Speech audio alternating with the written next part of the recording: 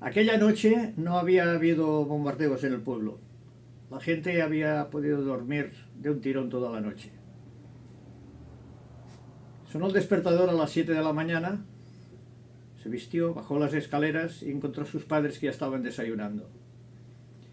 Les preguntó, ¿qué dicen de la guerra? ¿Qué pasa? ¿Que os quedasteis ayer oyendo vosotros la radio? El padre le dijo, pues que todo sigue igual y me parece que esto va para largo. La madre, la madre no estaba tan tranquila. La madre acababa de oír de que estaban reclutando cada vez quintas de más jóvenes. La guerra absorbía mucho personal y cada vez iban a chavales más jóvenes y a gente mayor. Estaban aprovechándolo todo. Se fue camino a la escuela, encontró a un amigo, iban charlando los dos y al pasar por delante del cuartelillo de la Guardia Civil, oyó una voz que salía de dentro del cuartelillo. ¡Ramón! Ramón, ven un momento. Ramón se acercó y le dijo, mira, tenía una notificación para ti, me ahorras ir a tu casa a entregártela. Ramón la abrió y el cielo se le cayó encima. Se le hizo un nudo en la garganta que casi le caían lágrimas. Lo llamaban a filas y tenía que estar el día siguiente a las 7 de la tarde en la estación de tren con una manta, un cubierto y unos zapatos.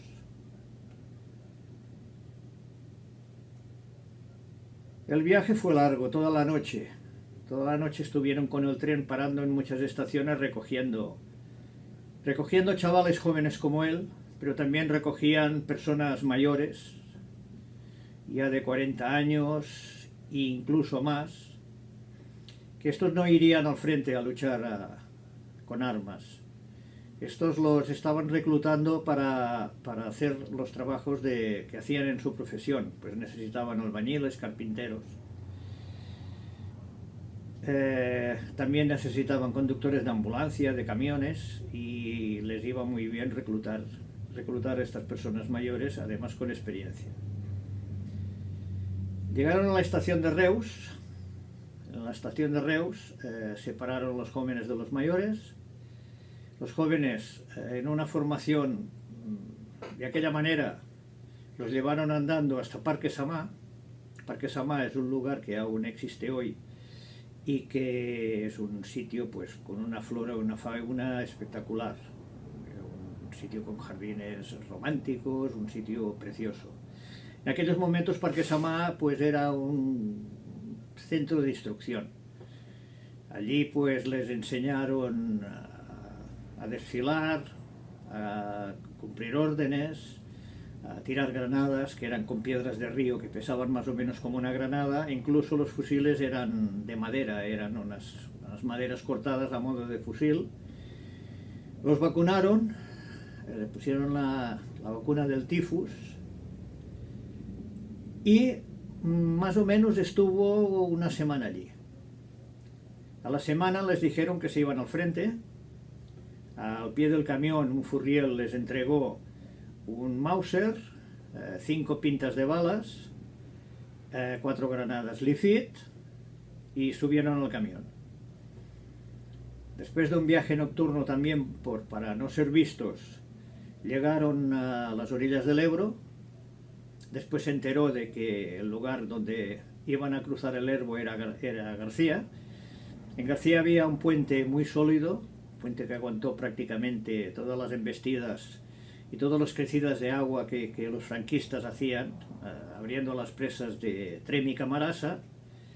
Este puente lo aguantaba. Si había bombardeo y le daba al puente, pues lo podían, los pontoneros ya le habían cogido el truco y lo reconstruían en nada, y cruzaron el puente y bueno, estuvieron andando también de noche unas 5 horas hasta que empezaron a notar pues un olor a muerte, a muertos sin enterrar, un olor nauseabundo. Este olor se acrecentaba, un poco más adelante este olor se mezclaba con olor de heces humanas, o sea, era prácticamente irrespirable, se llevaban las manos a la nariz, se ponían un pañuelo en la boca, era horroroso. Quería decir que se estaban acercando a la línea de frente. Llegaron prácticamente cuando ya empezaban a aparecer los primeros rayos del sol, llegaron a la trinchera. Cuando llegaron a la trinchera, lo que les sorprendió fue lo que había allí. Había soldados despedazados, había muertos en el interior de la trinchera, fuera de ella, heridos gritando. Bueno, un caos, un caos. Prácticamente sin mirarlos, un suboficial les dijo que se metieran corriendo a la trinchera, buscar sitio entre los compañeros, buscar sitio y esconder la cabeza porque pueden daros un tiro, porque el enemigo lo tenemos aquí mismo. Bueno, Ramón se metió donde había, pues quizá un espacio entre dos veteranos que estaban allí. Cuando los vio se quedó alucinado porque sus caras parecía que fueran, no sé, como cemento, barro, y era el sudor con el polvo que tenían impregnado. Estos cuando lo vieron se asombraron y bueno, despotricaron y con palabrotas dijeron que estaban haciendo mandando niños a la guerra. ¿Qué era aquello? ¿Qué hacía Ramón, el chaval este aquí? Bueno, dijeron que ellos le protegerían. Le dijeron si llevaba algo, si tenía algo de comer, pues llevaba más de un día sin comer, más de 24 horas. Él llevaba en el zurrón, llevaba pues unos medrugos y llevaba un poco de bacalao seco. Se los dio, les dio el agua que le quedaba, porque también no tenían ni para beber. Y bueno, así pasaron todo el día. Aquel día no hubo ataques, estuvo tranquila la cosa. Un calor sofocante, pero estaba tranquila la cosa. Incluso desde Camposines les pudieron llevar una comida caliente. En Camposines había una cocina de campaña y les pudieron llevar con mulas y con burros una comida caliente, vaya, un poco de pan y tal. Ya por la noche, los veteranos estos durante el día le informaron más o menos qué es lo que tenía que hacer, cómo tenía que comportarse, porque claro, de experiencia Ramón no tenía ninguna. Y hacia la noche, a principios de la noche, pasó un furriel y les dejó por la parte de atrás y les dejó un saco. Cada grupo les iba dejando un saco cada unos metros, a cada grupo un saco con granadas rompedoras, con algunas Leafit y cargadores de Mauser, que todos los que habían allí, pues por suerte, todos llevaban fusil Mauser, que era muy difícil en un grupo que todos los fusiles fueran iguales. Pues la República había comprado armas pues donde podían o donde quería. Les dejaron esto, les extrañó y así esperaban que pasaría algo.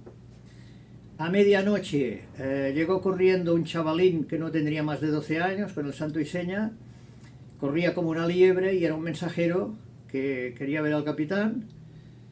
Desde la Sierra de Cavalls, donde había un observatorio republicano que prácticamente se veía todo lo que es el escenario de la batalla, habían visto movimiento, con la poca luz de la luna que había visto movimientos de tropas cerca de la cota donde estaba Ramón y los compañeros, y que también se acercaban a las cotas de la derecha, las superiores, y que estuvieran en alerta. El capitán inmediatamente puso todo el mundo en alerta, los oficiales pues fueron organizando toda la tropa se puso en trincheras, en las tres que habían, pues Ramón estaba en la tercera, pero habían dos trincheras delante suyo, la primera línea era la inferior. Esta línea de trincheras tenía una alambrada por la parte de delante y era la que repelía el primer ataque, que normalmente eran de requetés. Esta primera trinchera tenía la alambrada, en la alambrada le colgaban latas de carne y de atún vacías, le ponían una piedra dentro y lo colgaban del alambre. Si el enemigo por la noche quería sorprenderlos, pues el tintineo de la lata pues los alertaba y podían disparar, ¿no? Había una segunda línea que en cuanto rebasaban la primera, los que podían de la primera saltaban a la segunda. Esta segunda ya estaba más armada, ya tenía ametralladoras Maxim de trinchera, ya tenía otro armamento y otra gente preparada.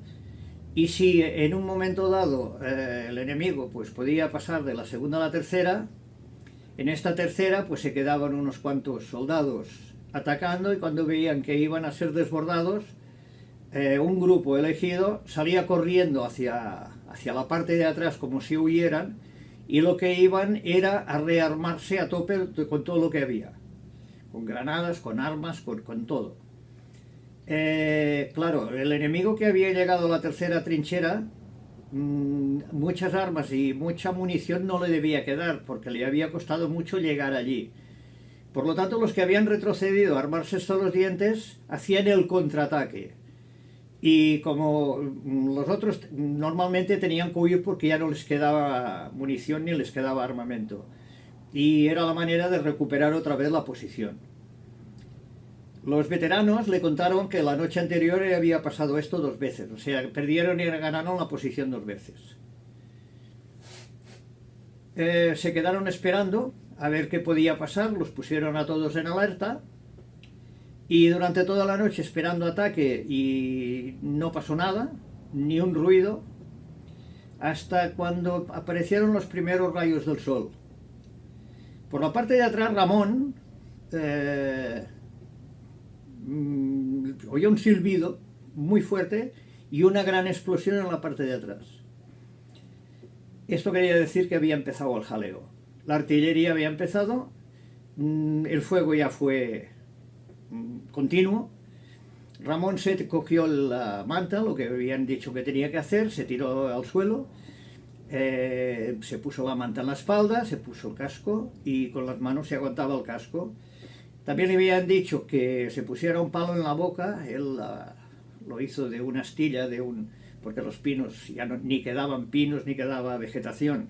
De una astilla de un pino se hizo una madera para ponerse en la boca y no reventar los tímpanos. Al cabo de un buen rato los oídos ya le silbaban, ya estaba, era horroroso lo que estaba oyendo. La boca ya era toda un barrizal, o sea, estaba respirando polvo, la nariz casi no le entraba el aire, tenía que respirar por la boca, y por esto el ambiente, el olor de pólvora hacía que prácticamente no se pudiera respirar, y el polvo. Al cabo de un rato apareció la aviación, o sea, que si faltaba poco, aviación. Y así pasaron horas y horas y horas. El desespero fue total. En un momento dado, pero instantáneo, paró todo el fuego, la aviación y la artillería. En aquel momento todo eran gritos, todos los compañeros levantándose, todos los que habían quedado debajo de la manta. Ramón se quitó las piedras y tierra que tenía encima, hizo lo mismo, y bueno, se puso encima de la trinchera con el fusil, y ya vio que el enemigo había atravesado la primera trinchera de abajo. La inferior ya la había atravesado y iba en camino a la segunda. Ramón no se lo pensó 2 veces porque había gente que había saltado de la segunda e iba hacia él. Lo que había dicho que él no haría nunca, que sería disparar contra uno o contra una persona, en este momento ya se le fue de la cabeza. O sea, en aquel momento pensó o ellos o yo. Disparó todo lo que podía hasta que se puso muy nervioso, empezó a tirar granadas y granadas y granadas.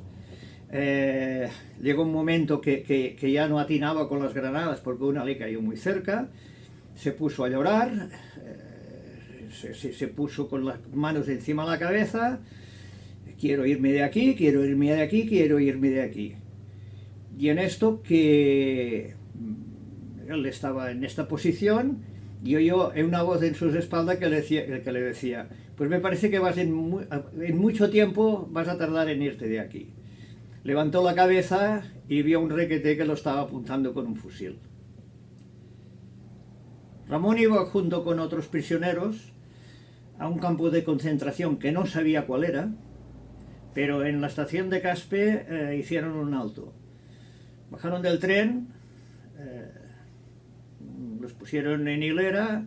Allí había un militar que iba tomando nota en una mesa, les pedía el nombre, les pedía la afiliación, porque habían ido a la guerra, qué pensamientos tenían. Volvieron a subir al tren y los llevaron hasta León. Tardaron 2 días, pero llegaron a León. En León había un lugar que era el Hostal San Marcos. En este lugar habían unas naves muy grandes que eran para equitación, para caballos, para hacer incluso carreras de caballos. Y allí habían hacinados pues miles y miles de prisioneros. A él lo pusieron en una de las naves, a patadas, a empujones. Los entraron dentro y cuando vio aquello, vio que no había ni una cama, no había ningún sitio para poder lavarse, no había agua. En una esquina habían unos bidones con unos tablones encima a forma de letrina. Un furriel, que les llamaban por decirle algún nombre, que eran también prisioneros como ellos, pero que llevaban un pañuelo en el brazo y una cuerda con unos nudos, y iban azotando a truche y a moche a los compañeros, a los otros prisioneros, ¿no? Uno de ellos le entregó, a todos los que iban les entregaba una lata. En este caso a Ramón le tocó una lata de atún vacía. Esto era toda su propiedad que podía tener allí, no tenía nada más, no tenían ropa, o sea, no tenían nada, los piojos iban a sus anchas. Piensa que los que estaban allí meses y meses, pues estaban con la ropa de cuando llegaron, sin haberse lavado, y el agua que tenían era las que les daban a la hora de comer. No había nada más, dormían en el suelo. Hay que decir que en León, hasta incluso en los meses de otoño, pues hace un frío por las noches de bajo cero, o sea que el frío era muy importante. Los suelos eran de piedra, de losas de piedra, y para tener una idea, pensad que las paredes estaban llenas de retratos de Franco y de mensajes de ningún hogar sin pan y ningún lugar sin lumbre. Pasaros, bueno, a la hora de comer les hacían cantar pues el himno nacional con letra de José María Pemán, hasta que se la aprendieron de memoria, el Cara al Sol, y con la mano levantada. El que bajaba la mano pues no comía y encima se lo llevaban y le pegaban una paliza. Y esto era el ambiente que había allí. Cada noche,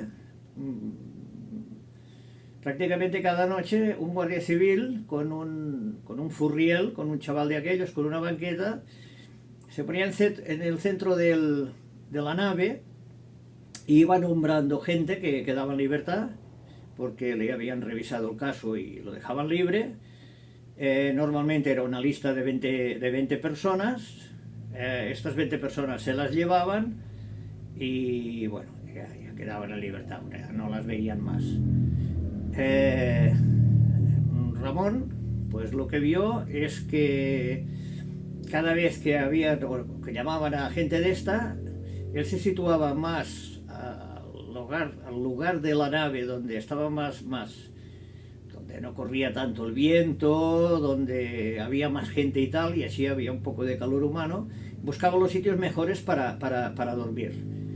La lata le servía de almohada, la lata le servía pues para ir a buscar la comida, y la lata le servía por si no llegaba a la letrina, pues por el camino usarla también. La lata siempre la llevaban encima, todos llevaban siempre la lata encima, no la podían perder porque si no, no podían comer. Una noche salió un guardia civil con la banqueta y dijo a todos los que estaban allí que habían llegado a un acuerdo con el otro bando y que harían un canje de unos miles de prisioneros propios por nacionales, o sea, republicanos por nacionales, y que se apuntaran, pondrían una mesa y que se apuntaran los que querían volver. Ramón, desde que llegó allí, se propuso una cosa mentalmente: no hacer amistad con nadie. O sea, para todos los que estaban allí, que estaban relacionados o lo tenían muy cerca y tal, veían que era un borde. Era un tío que no quería hablar, no quería conocer. Él se lo propuso, no conocer el nombre de nadie, no conocer si tenía hijos, no conocer si tenía familia, no conocer ni de dónde eran, no le importaba.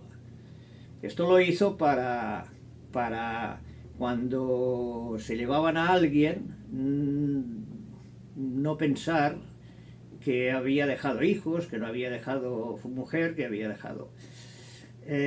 fue una decisión que tuvo, para los demás fue un borde, pero quiso tener un poco de contacto y amistad pues con uno de los furrieles. Este furriel, cuando llamaron a los que se querían volver a casa pues, y hacer el cambio por el otro enemigo, con la vista le dijo que no se levantara, que no fuera.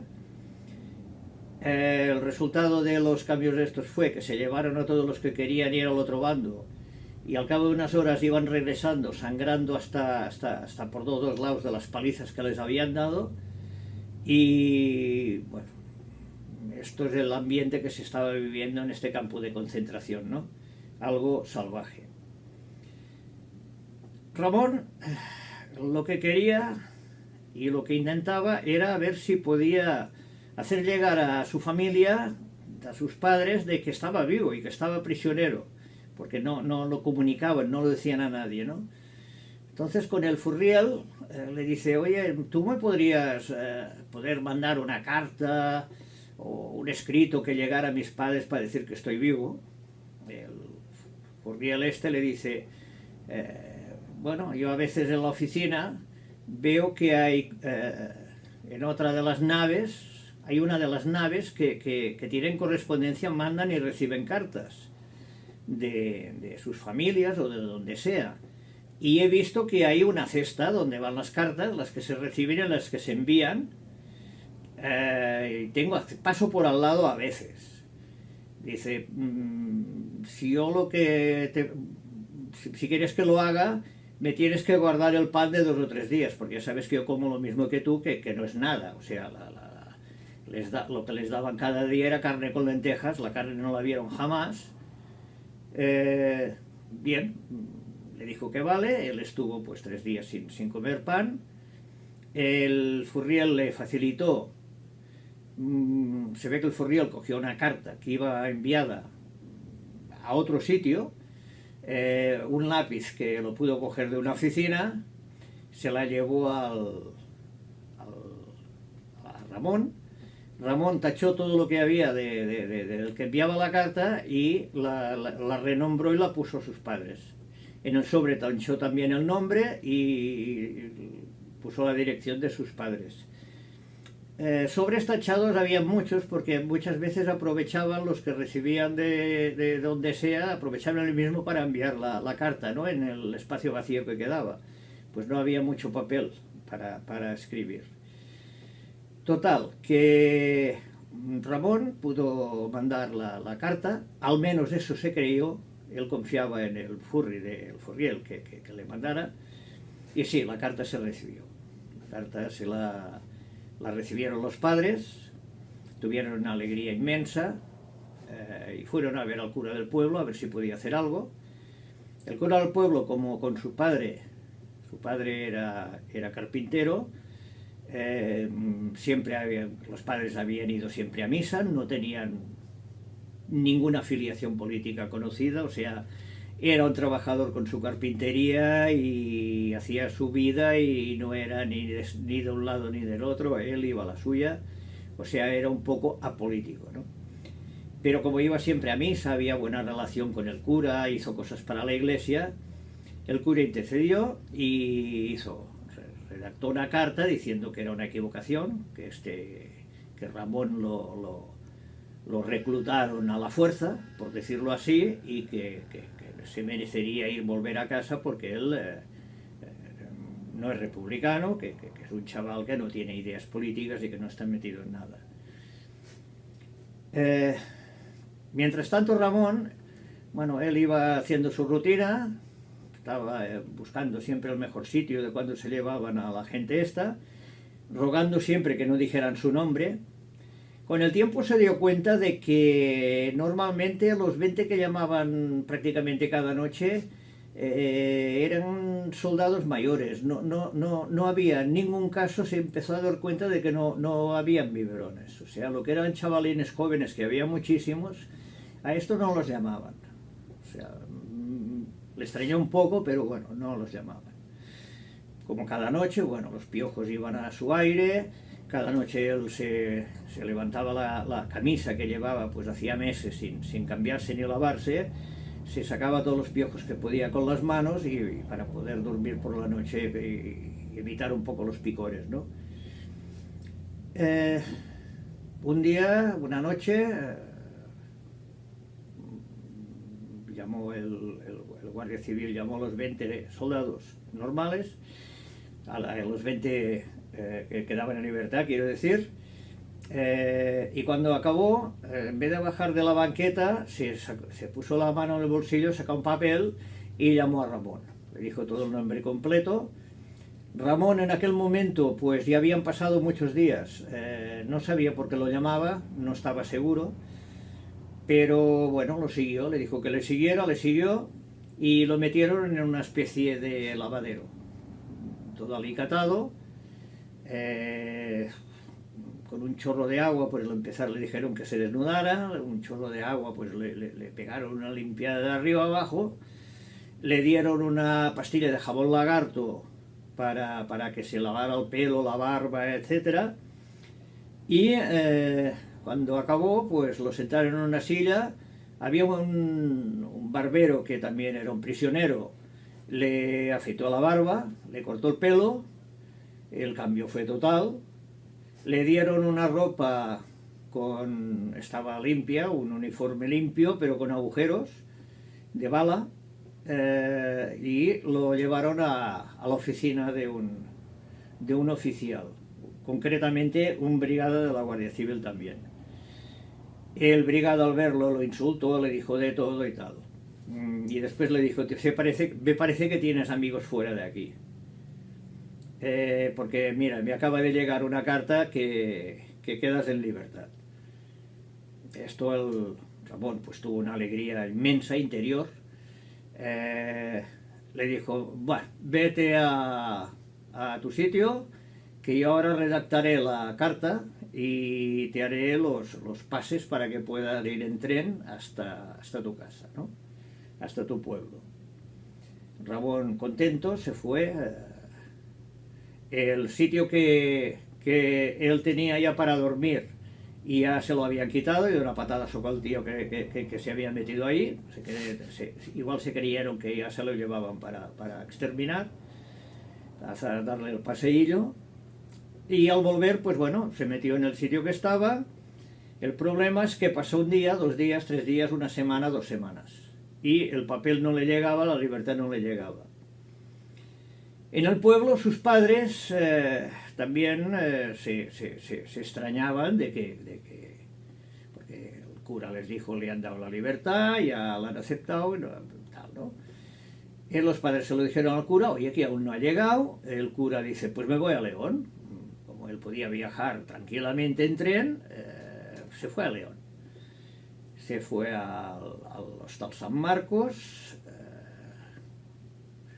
Y Ramón, que estaba con los prisioneros, fue llamado. Esta vez le fue a buscar un furriel, fue llamado. Volvió a pasar otra vez el lavadero. Esta vez solo lo afeitaron, el pelo aún lo llevaba bien. En esta ocasión le dieron un uniforme nuevo a estrenar. Se lo llevaron a la misma oficina del brigada.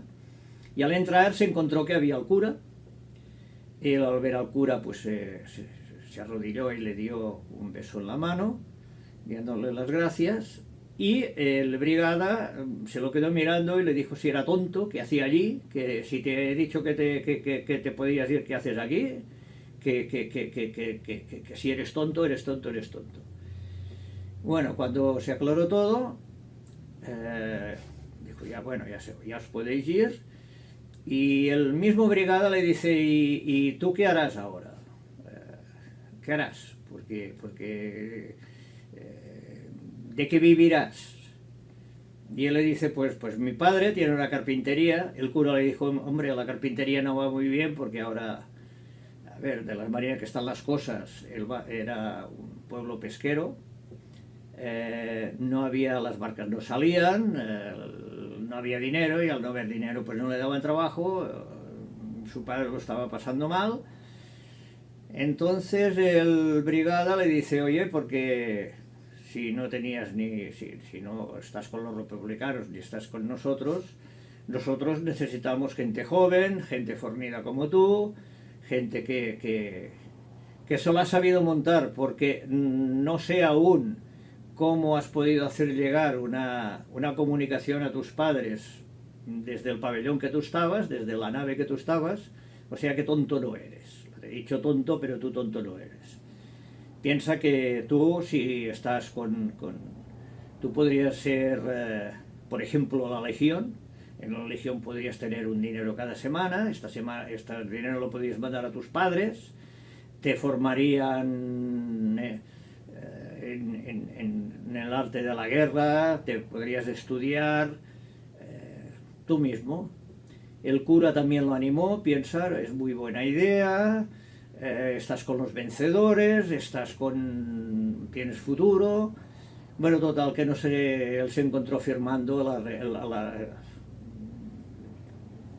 que firmó que lo reclutara, no reclutó para la Legión. Se fue con el cura, se fue con sus padres, estuvo en el pueblo 2 semanas y a las 2 semanas con tren pues viajó hasta el sur de España, allí pues pasó el charco, y en un cuartel de la Legión de norte de Marruecos, pues allí pues hizo, por decirlo así, carrera. Sus padres pasaron a ser los probes del pueblo con el chaval republicano que había ido al ejército. Pasó a ser la familia y los padres de un caballero legionario, que la cosa cambiaba mucho en aquel momento, la guerra había acabado y ser padres de un caballero legionario ya era otra cosa. Cuando iba al pueblo pues era aclamado como un héroe. Incluso la gente iba a sus padres para ver si él podía interceder para hacer favores por algún problemilla político y cosas de estas. Su padre, la carpintería, empezó a tener de lugares oficiales porque se estaba reconstruyendo todo, el país había quedado todo destrozado. Empezaron a lloverle cargos de ayuntamientos, de oficinas gubernamentales. Tuvo que ampliar el taller, coger personal.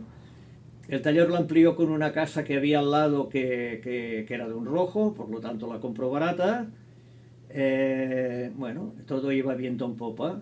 Hay que decir que Ramón se quedó 8 años en la Legión y salió rico de la Legión. Salió rico. En la Legión pues hay unos vicios creados, hay mucha disciplina, pero también hay vicios. Hay vicios de alcohol, hay vicios de otras cosas, pero también hay vicios del juego, o había vicios del juego. Y se hacían grandes timbas de juego, se jugaba mucho dinero y Ramón se dedicó a dejar dinero a los perdedores. Él llegó, era oficial ya, o sea, él llegó a sargento, que era lo máximo que podía llegar con la procedencia que él tenía, pero cuando cobraban cuando recibían el salario o la paga los viernes, él estaba detrás del que le había dejado el dinero y se cobraba el préstamo, pero con unos intereses bastante altos. Esto hizo que él hiciera mucho dinero. Y así fue siguiendo la vida hasta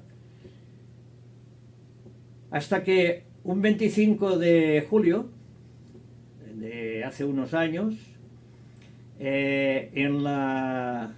en la batalla del Ebro está la Sierra de Pàndols, está la cota 705, la punta alta, y allí hay un monumento dedicado a los biberones, a la Quinta del Biberón. Y el 25 de julio, que coincide con la fecha del cruce del Ebro, de la noche del cruce del Ebro, se celebra pues un homenaje a los biberones que van quedando poquitos, pero se hace un homenaje a los biberones y también se hace un homenaje a ambos bandos. Allí conocí a Ramón.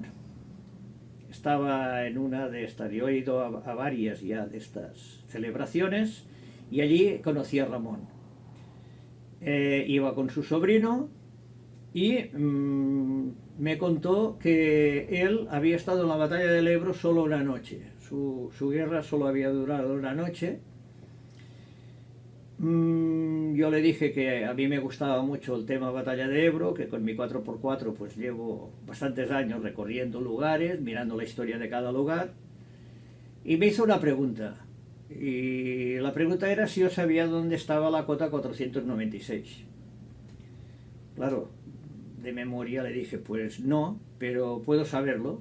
Tengo el 4x4 aquí, llevo el ordenador, me acompañó, puse el ordenador en marcha, puse los mapas de Franco del año 1938, que son los que utilizaban los dos bandos, y busqué la cota 496. La encontré encima de Camposines, cerca de una pista que hay de tierra que era un camino de tanque, porque es bastante llana y por ahí podían circular los tanques, que no por toda la Tierra Alta podían ir, solo por algunos sitios, pocos sitios. Y sí, le dije que sí la conocía y le invité a que si quería visitarla pues podíamos ir. Aceptó a la primera, era muy tarde, paramos en Corbera de Ebro y comimos.